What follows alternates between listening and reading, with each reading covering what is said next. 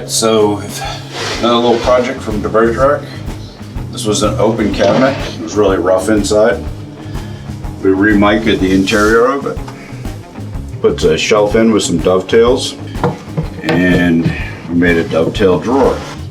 So instead of slides, tracks, this will actually work forever and not give them any problem with the bearings. Obviously, you have one issue where it can slide out by itself. So we put an insert in here and simply screw the threaded bolt up inside the slot we made. Boom, drawer can't come out any further than that. Now this all looks cool, but now we're gonna go over the part that got messed up and how to fix a drawer that already has dovetails glued and epoxied on it, and the mica gets messed up on the bottom. What had happened is we got a small keyway that goes in here to stop this piece from sliding all the way through, and it got routed wrong. Of course, at that point, it was already mica'd on the bottom. Got to fix it. So I had a couple of the guys working on it, and they couldn't seem to, because this is dovetailed, couldn't seem to figure out how to get the mica and everything to go underneath there and make it look like it never happened. So here I am. I'll show you how to do it. Very first thing you have to do is something like this. You have to make a pattern.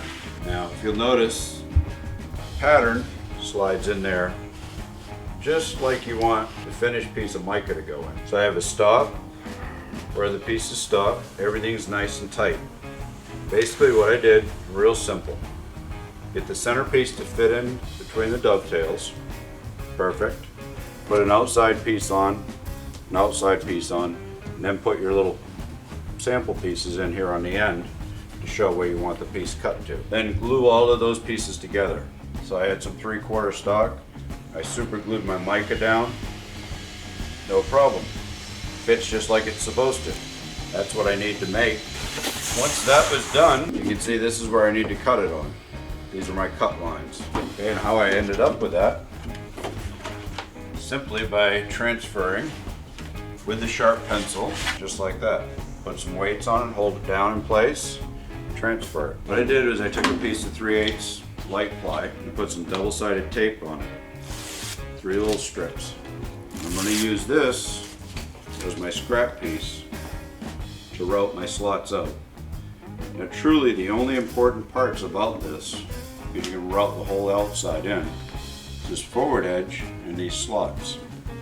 We actually want to make it look like nothing happened, and we want to make it look like the mica is still underneath the dovetails the way it was originally before the little incident. So I'm going to stick this on here just to give it a little bit of support. And then what I've taken is some hard multiply. What I'm going to do is I'm going to set them on each side of my line. I think you're following along pretty good. This will give me a router template. So what I'm going to do is I'm going to double-side tape them down in place. You'll notice they're longer.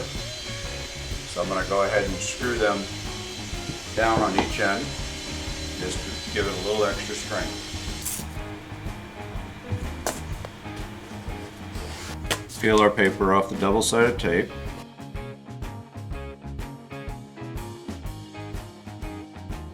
Alright, so this is a little angle here.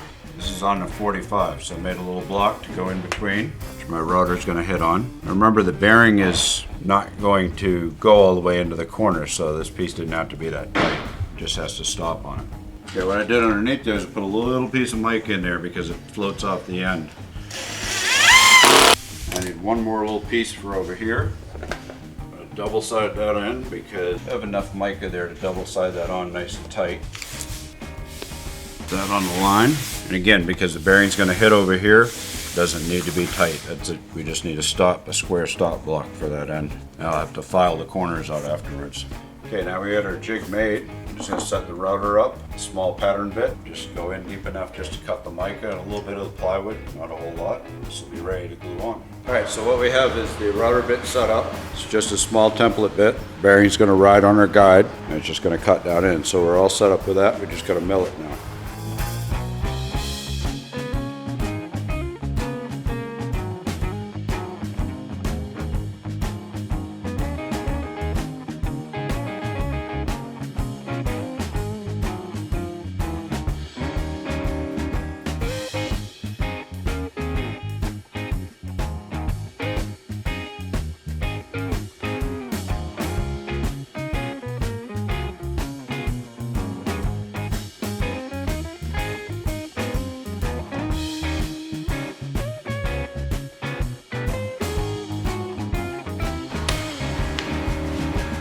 Okay, now you see the only thing left to do is just trim the corners out with a file.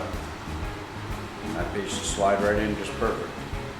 So let me get that done and then I'll show you how it fits. Okay, what we're doing now is the mica all cut out. Fits really well. So I put some wet system on the plywood. And I bet you're wondering about that because you're thinking, how am I going to contact cement that down and slide it in? Well, this is how we're going to do it. So basically the board's pretty much covered with wet system, which will allow it to still slide. So now the epoxy's on there, got a little bit left. What I like to do is just give me some indication. I'll spread over here on the template just a little bit. Same epoxy, and I'll know when this stuff's cured off. Here's the piece all finished. We start sliding it in the center. Okay. It's as simple as that. Voila. Now I took the pieces that we were using for straight edge before, and I'm going to use them to clamp everything down with. What I'm doing right now is just make sure that there's no epoxy coming out all over the top.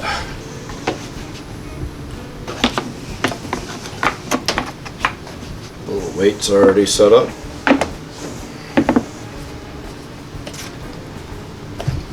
And then all the way around the outside I'm going to clamp it in.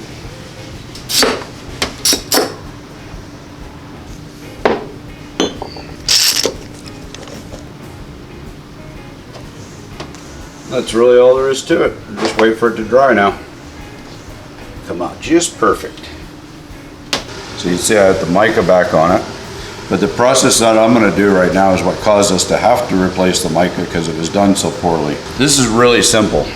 I have the router set up in between the two dovetails.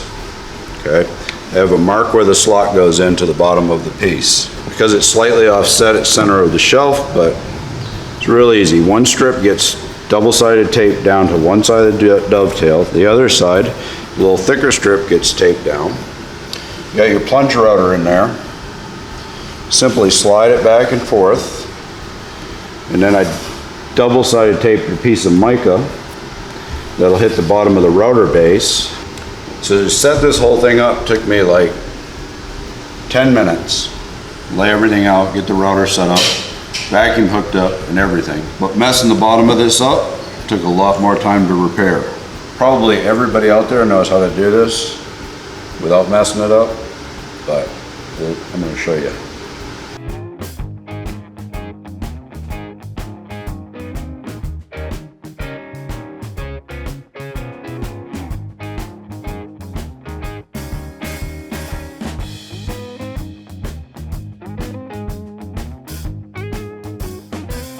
Okay, perfect little slot for the stopper to ride back and forth inside of. It's that simple. Take me a couple minutes. So it's a lot easier to be careful, do it right the first time, than it is to have to go back and fix something like this. All right, so you can see I skated through that project pretty easy. It wasn't that difficult. So now I'm going to skate my way home. Hope you enjoyed the video. Don't forget to subscribe. We'll see you all later on.